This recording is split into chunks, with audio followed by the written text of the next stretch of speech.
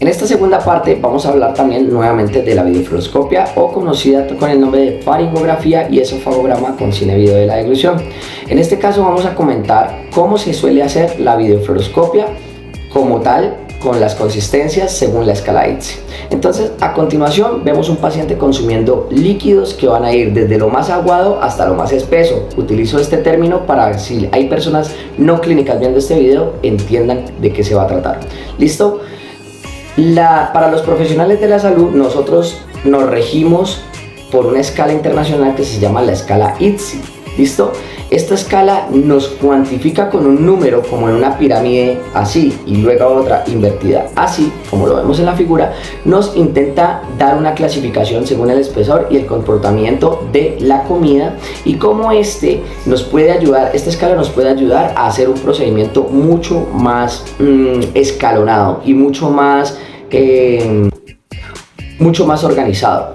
Entonces, usualmente solemos arrancar con la escala ITSE 0, que representa al líquido totalmente aguado como el agua y sus similares, y progresivamente vamos avanzando en la escala ITSE hasta llegar a los espesos más densos, parecidos a una compota muy espesa, o en su defecto ya en las texturas a la papilla o el puré. Ahí estamos casi que hablando de un ITSE 4.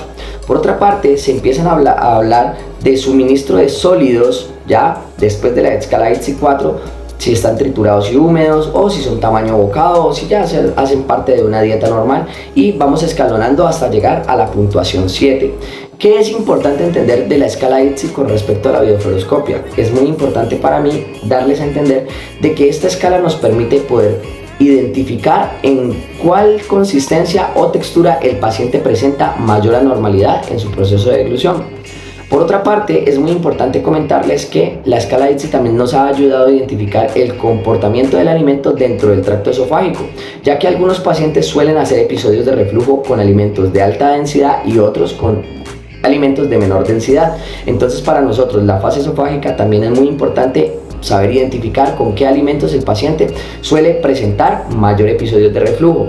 Y un ejemplo muy chiquitico que podemos utilizar, por ejemplo, son los pacientes que presentan aversiones sensoriales o ARFID, que consumen alimentos completamente normal desde la fase preparatoria hasta la esofágica con completa normalidad, con algunas consistencias, pero inmediatamente se los somete a la experiencia de alimentarse con una textura que dentro de su patología no es aceptable, porque no la reconocen como alimento, porque tienen una desorganización sensorial, porque son selectivos, empiezan a presentar un trastorno completamente diferente a el comportamiento dinámico de la deglución que habían tenido con otras consistencias, y ahí aparecen los síntomas de reflujo. Entonces también para nosotros es muy importante el uso de la escala en la videofluoroscopia, porque nos ayuda a identificar con qué alimentos sí y con qué alimentos no el paciente presenta los síntomas.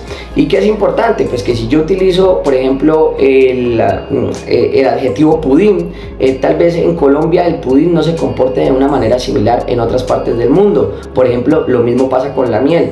Yo soy de una parte de Colombia donde la miel se comporta de una manera, y en otras partes de Colombia he probado la misma miel en unos lugares mucho más calurosos y la miel se comporta de otra.